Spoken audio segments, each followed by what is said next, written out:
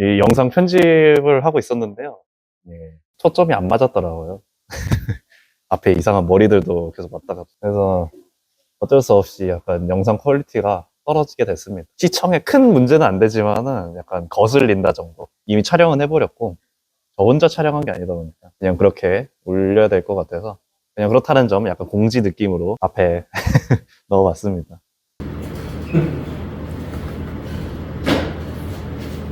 아, 55분이야. 아, 해. 빨리 좀 해요. 1분 진짜입니다. 그러니까 되게 오케이 6시 좋아요. 6시가 됐습니다. 자, 오늘은 재료 물성기론 김강고 사범이 직접 모습을 가져왔고요. 예, 누가 해달라고 해가지고 급하게 준비를 했습니다. 사실 이 PPT를 많이 재활용을 했습니다. 이 예전에 찍었던 강의 영상들 PPT가 많이 겹쳐가지고 내용이 새롭지만 또 본 적이 있는 것 같은 PPT들을 보게 될 겁니다. 여러분 시작을 해보도록 할게요. 요 기본 친구들 냅두고 바로 넣어봅시다.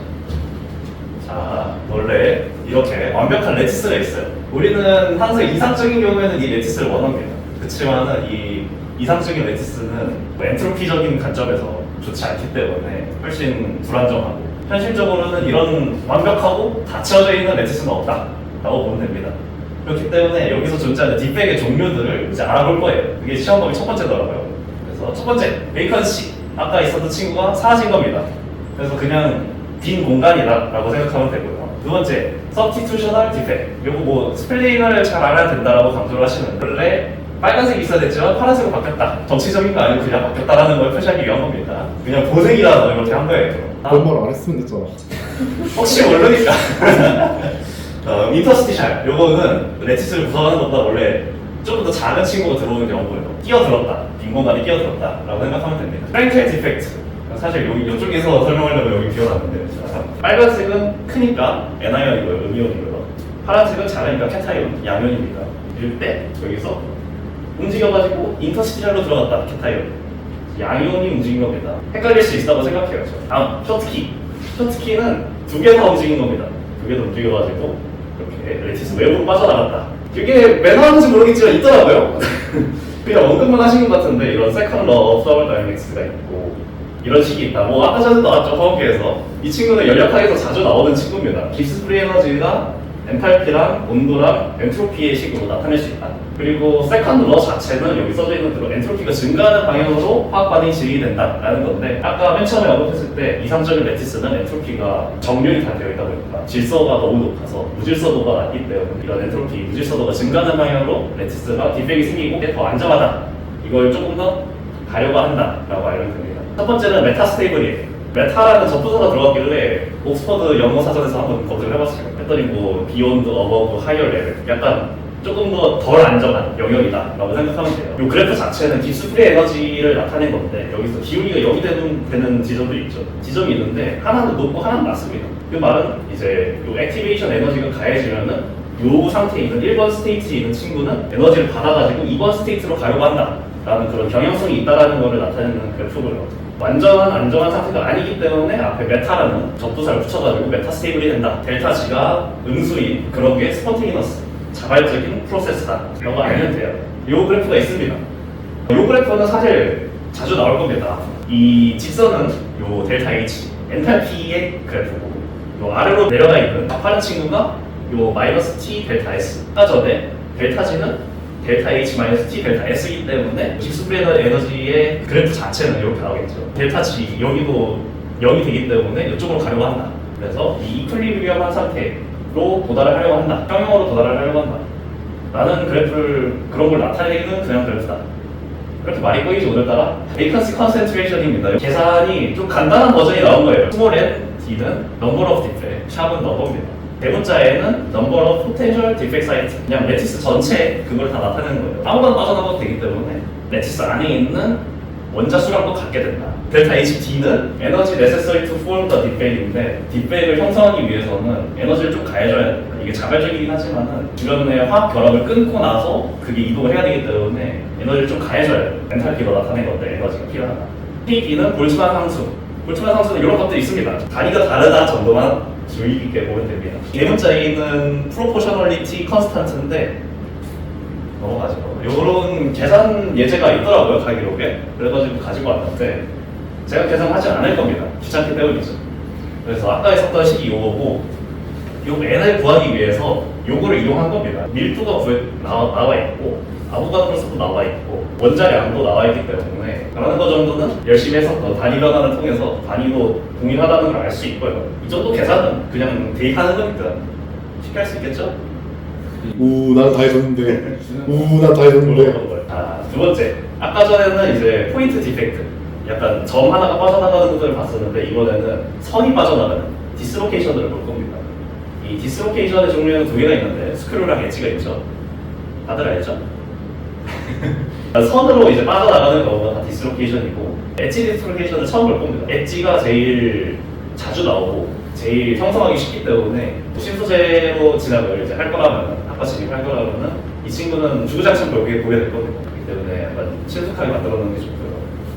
이 엣지 디스로케이션은 어떻게 생기냐면은 이렇게 이 친구가 톡으로 빠져가지고 가운데 갑자기 빠지는 건 아니고 원래 요 옆에서부터 차근차근 나오는 건데 애니메이션 만들기 귀찮아. 외곽에 있었던 친구들이 빠져나가는데 디퓨전이 일어나서 이렇게 이동을 한다. 이동하는 현상에 대한 단어들도 배웠더라고요. 네, 재물계에서 그걸 하는 건지는 몰랐는데 엣지 디스로케이션의 기호는 요 엿같이 생긴 오고요. 요 3플레인을 기준으로 이게 수직이기 때문에 이렇게 수직이다라는 표현. 요 친구는 좀 익숙한 친구죠. 버거스 벡터인데 이거에 대해서는 이따가 조금 더 자세히 다뤄볼 거고 요 버거스 벡터는 이 디스로케이션의 방향에 대한 벡터라 생각하면 됩니다. 두 번째, 스크류 디스로케이션이에요. 악시한 이런 플레인을 가지고 왔는데 이 플레인이 이렇게 위로 올라가면서 생기는 겁니다. 이렇게 나사면으로 생겼고요. 그래서 스크류가 들어간 겁니다. 버거스 벡터는 이렇게 이 방향으로 되어 있습니다. 이 스크류랑 엣지의 큰 차이점. 이 엣지는 이 버거스 벡터의 방향과 슬립 플레인의 방향이 수직입니다. 아까 전에 그래서 그 기호가 5로 돼가지고 수직이었는데 스크류 디스로케이션의 경우에는 우리 평행합니다. 여기도 보면은 이 축이랑 이 버거스 벡터랑 평행하죠. 그렇기 때문에 이 둘의 차이는 이런 버거스 벡터의 방향이 수직이냐 아니냐. 두 번째는 이제 버거스 서킷입니다. 알면 좋으니까 이거는 그림을 그려보도록 하죠. 긴 점을 하나 잡아줍니다. 얘를 잡을게요. 얘를 통해서 이렇게 세 칸 움직이고 아래로도 세 칸 움직이고 옆으로 세 칸 움직이고 세 칸 움직이면 다시 원래대로 돌아왔죠. 그치만은 엣지 디스로케이션이 들어가 있으면 아까 이 친구였죠. 이 친구에서 세 칸 움직이고 그리고 세 칸 움직이고 그리고 세 칸 움직이고 여기겠죠. 여기가 없으니까 그렇기 때문에 여기서 또 세 칸 움직이면은 이렇게 나겠죠. 여기로 다시 원위치를 하려면은 요만큼이 빕니다. 요만큼. 그래서 여기를 이렇게 해가지고 이만큼이 버거스 벡터다. 이렇게 버거스 서킷에서 원위치로 돌아올 때 필요한 만큼의 벡터가 버거스 벡터다. 혹시 뭐 어려운 점 있나요? 너가 제일 가까워가지고 계속 찾아볼 수밖에 없어. 라이드. 요거는 아까 언급했던 디스로케이션이 움직이는 거에 대한 현상의 이름이고요. 디스로케이션이 여기 있었는데 여기 움직였습니다. 요거는 이 디퓨전이 수반이 된다고 했죠. 여기 있었던 친구가 이렇게 움직이려면은 얘네가 움직여야 되겠죠. 얘네가 여기로 움직여야 된다. 이게 디퓨전이 일어나는 요 방향으로 결합을 끊어내고 요 방향으로 움직여서 디퓨전이 수반된 엣지 디스로케이션 움직임이 글라이드다. 요거는 이 디스로케이션 자체만으로 봤을 때의 관점이고 이제 다음에서는 그게 아니니까 공부를 했겠죠. 다음은 클라이밍. 말 그대로 올라가는 거예요. 원래 슬립 플레인이 이렇게 있는데 여기 있었던 요 엑스트라 헤프 플레인이 있었어요. 엑스트라 헤프 플레인이 뭔지는 알죠?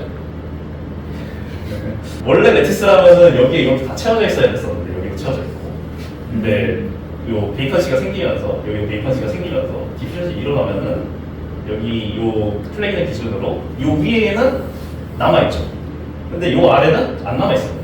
그렇기 때문에 이 위에를 엑스트라 헤프 플레인이다.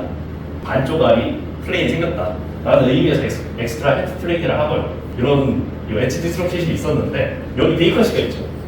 근데 온도를 높이면은 디퓨전이 잘 일어납니다. 애톰 자체의 운동성이 향상되기 때문에 디퓨전이 이렇게 일어나 버리면 얘가 여기를 채우겠죠. 그러면서 이 엑스트라 헤프 플레인이 짧아졌습니다. 요거는 위로 올라가서 클라임 업이라고 표현을 하고 여기 채워져 있던 친구가 여기로 나가면서 얘가 더 길어졌다 하면 클라임 다 오고 나중에 배우는 단어로 조브도 있긴 하지만 이렇게 클라임 현상도 일어난다. 다음은 그레인 바운더리입니다. 되게 간단한 개념입니다. 이거는 액상입니다. 리퀴드. 레티스가 온전하지 않다고 말한 것처럼 이 리퀴드 사항을 통째로 단결적으로 만들어내는 것은 굉장히 어려운 일입니다. 이런 경우에는 그레인이 생기기 때문에 그레인이라는 건 결정이죠.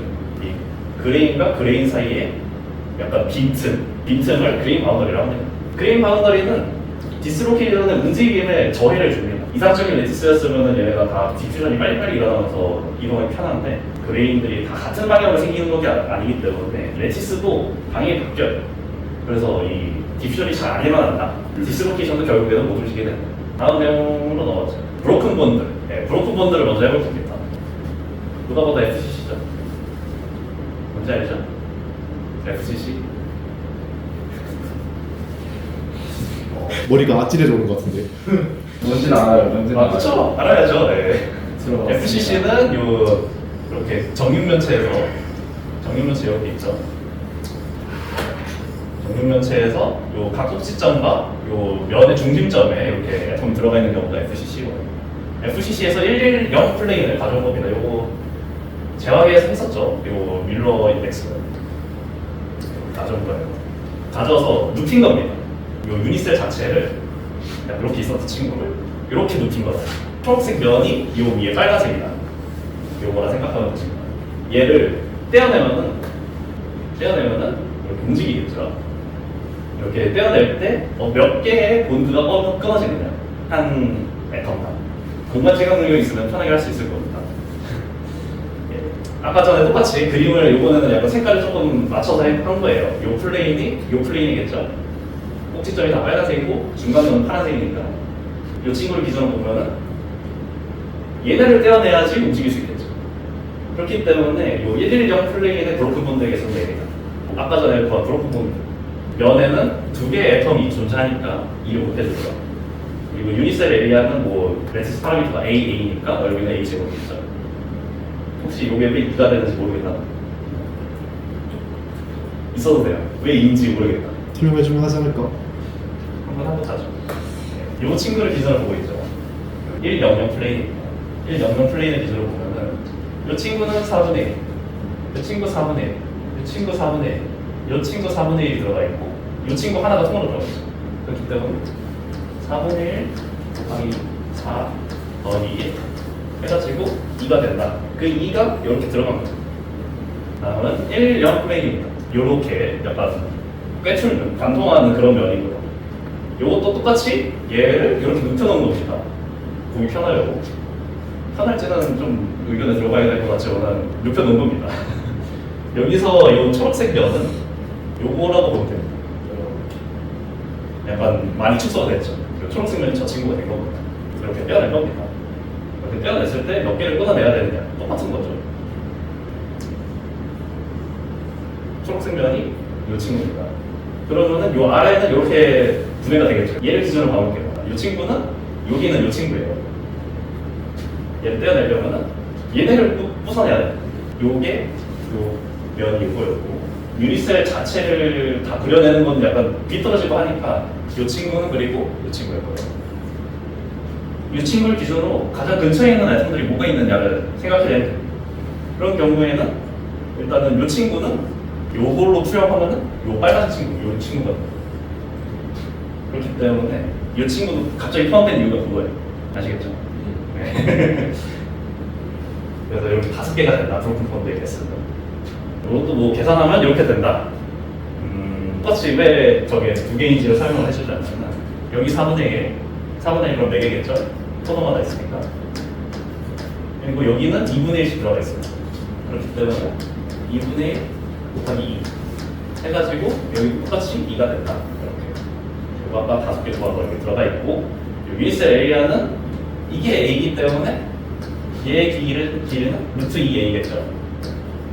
그래서 얘의 넓이는 요 루트 2A 제곱이 된다. 마지막 111 플레인입니다. 요거는 사실 FCC에서 가장 중요한 플레인이라고 봐도 무방합니다. FCC 구조에서 가장 덴스한 면이고요. 그렇기 때문에 약간 물선 같은 거 탐구를 할 때 제일 대표적으로 쓰는 그런 면입니다. 그래서 얘도 똑같이 눕혀놓은 거예요. 브로큰 본드는 뭐 똑같은 그림입니다. 그렇게 되겠죠. 이 친구 기준으로 보면은 요 3개를 끊어내야 됩니다. 이거는 좀 그림을 좀 편하게 가지고 왔어요. 왜 개수가 이렇게 되는지, 2개가 되는지. 여기 보면은 여기는 6분의 1점 6분의 1 3개 그리고 여기 2분의 1 3개 그렇기 때문에 둘 더하면은 2겠죠. 그리고 요 넓이도 뭐 요게 정삼각형이니까 이거 가지고 넓이 공식 쓰면은 나옵니다. 이거는 이제 어려질 수 있다고 생각합니다. Area for Unit 약간 말 자체가 조금 불편하게 써져 있어요. 여기 애텀이 하나 있다고 생각을 해봅시다. 애텀이에요. 요 부분을 한번 가지고 와봅시다. 요 길이를 H1이라 하고 여기 요 길이를 H2라고 해봅시다. H2 빼기 H1을 여기 H를 할 거예요. 여기에 들어가는 H. 사실 기구로서 양파를 들었었죠. 양파를 썰었을 때 얇게 썰었다고 생각해봅시다. 그러면은 요 옆면의 단면, 옆면의 전개도는 이렇게 생기겠죠. 여기를 잘라가지고 이렇게 띠로 만든 겁니다. 그러면은 요 전개도가 이렇게 생기겠죠. 근데 요 H를 리미트를 씌워버립니다. 냈다 0으로 보내요. 왜냐면 이건 유닛 데스이기 때문에 단위를 낮추는 과정이라고 생각하면 돼요. 그래서 데스가 이제 유닛 데스가 되겠죠. 그 말은 양파를 엄청 얇게 자른다는 겁니다. 매우 얇게 자른 그러면은 이 면이었던 게 선이 되죠. 이해가 되나요? 요 길이가 짧아져가지고 요 초록색이 빨간색으로 닿는다라고 생각하면 돼요. 그러면 요 빨간색만 남겠죠. 그렇기 때문에 요 길이는 또 요 애텀의 기준으로 봤을 때는 둘레겠죠. 이해가 되나요? 요 해당 위치에서의 둘레. 그렇기 때문에 요 에리어 포 유닛 데스가 페리미터라는 둘레가 된다. 라는 것을 나타내기 위해서 이렇게 가지고 온 슬라이드고요. 면적이 짧아지면 길이가 된다. 라는 거. 요 B는 본드 랭스로 써였고 여기는 본드가 이렇게 5개 있으니까 5B가 되고 왜 요거를 다 더한 게 아닌 이상한 이식이 나왔느냐 라고 의문을 가질 수 있다 생각을 합니다. 근데 요것도 아까랑 똑같이 생각을 해야 돼요. 우리는 이 방면을 위에서 본 걸 이렇게 보고 있지만 리미트를 씌워가지고 납작하게 만들었기 때문에 옆에서 봤다고 생각을 해야 돼요. 옆에서 보면은 여기의 길이 자체는 요 높이들이 되겠죠. 그렇기 때문에 요거의 높이가 요 식입니다. 그래서 요 높이가 이렇게 되고 뭐 요거 개수는 그냥 세주면 됩니다. 세번이 85개여가지고 85개를 썼고 아까 전에 썼던 에리아 포 유닛 덱스가 페리미터이기 때문에 직사각형 둘레 구하는 것처럼 이렇게 구할 수 있고요. 혹시 이해가 안 된다? 없겠죠? 요거는 두 번째 경우입니다. 아까 전이랑 다른 결합의 그런 뭐랄까 모양을 가지고 있죠. 그러면은 당연히 이 둘레도 달라지고 본드에서도 세 번이 더 달랐어요. 85에서 70% 줄었어요. 둘레가 아까 보였던 것처럼 똑같이 구하면 되고요. 그리고 아까랑 똑같은 과정이기 때문에 많은 설명은 생략하도록 하고 이 서피스 에너지라는 걸 구하기 위해서 이 과정을 달려온 겁니다. 서피스 에너지는 이 서피스를 늘리는 데 필요한 에너지인데 맨 처음에 케이스는 약간 이렇게 나름 정사각형의 모양이었었는데 이후에는 완전 길쭉한 직사각형이 됐죠. 이렇게 하면은 면적의 변화가 있지 않습니까? 그렇기 때문에 이 면적의 변화에 필요한 에너지가 요거를 단면적을 조금이라도 늘리는 데 필요한 에너지라고 생각을 하면 되고요. 이게 표현이 조금 애매하긴 한데 이 본드가 몇 개가 차이가 나느냐 둘레도 얼마나 차이가 나느냐를 양수로 나타내기 위해서 뺄셈 순서가 바뀌는 거라고 생각을 하면 됩니다. 사실 이 델타를 쓰는 게 수학적으로 옳지는 않지만 그냥 양수가 되기 위해서 둘 다 양수 값을 썼다. 본드 에너지는 이 B, 본드 맥스는 아까 둘레 때문에 있으니까 있는 식이고요. 반만은 이렇게 나왔다. TTT 다이어그램입니다. Time Temperature Transformation 다이어그램인데 이 친구가 뭐 뒤에 보면은 이렇게 나오죠. 이렇게 나오는 데는 이유가 있습니다. 이거는 재료과학에서 배우는 내용인데 이 그로스 레이트랑 뉴클리에이션 레이트를 곱해가지고 나타낸 그래프가 이 친구. 그래서 이 친구를 이렇게 나타냈어요. 이 점선에 닿는 경우 이 친구가 닿았죠. 그래서 이 아래 속도를 읽어야 돼요. 속도가 중요한데 속도가 여기는 10의 0승입니다. 여기는 10의 5승이고 그러면은 이쪽으로 갈수록 속도가 빠른 거겠죠. 이 친구는 빨리 시켜야 글래스 상태가 되지만 이 친구는 느리게 시켜도 글래스가 생긴다. 글래스라는 건 여기서 그 완전한 그 유리 그 글래스를 말하는 게 아니라 다결적 상태, 폴리크리스탈한 상태, 불안정한 상태라고 생각하면 됩니다. 요 선에 닿았을 때 요 속도. 그럼 요 노란 친구는 1 켈빈 퍼센트겠죠.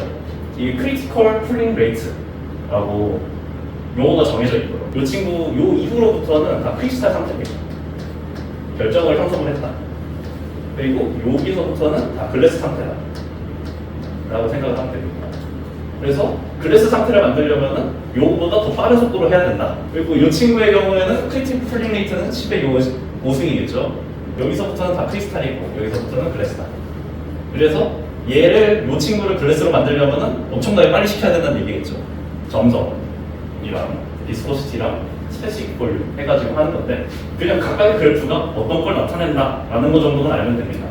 이 갑자기 훅 뛰는 게 크리스탈 이렇게 원만하게 꺾이다가 뭐 글래스 템퍼리처를 지나서 글래스가 되는 거. 지수 함수 벨트가 있는 게 글래스 1자로 되는 1차 함수가 크리스탈. 그리고 여기서 중요한 수치가 요 10의 12승 파스칼 세컨드예요. 파스칼 세컨드는 정석의 단위인데 이게 마찰입니다. 기울기의 변화량이 적은 게 스트롱한 리퀴드다. 기울기의 변화량이 있는 게 프라자하다, 취약하다, 열악하다, 뭐 온도 변화에 민감하다, 덜 민감하다 그런 느낌으로 생각하면 됩니다. 끝입니다. 혹시 질문 있는 사람 있나요?